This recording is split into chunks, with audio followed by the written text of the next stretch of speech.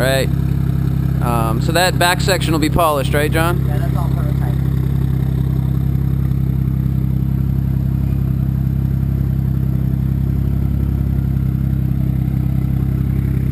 This is full 3.5 inch.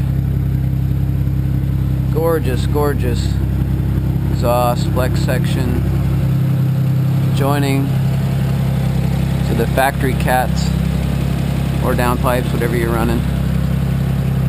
Notice the clearance, plenty of clearance here.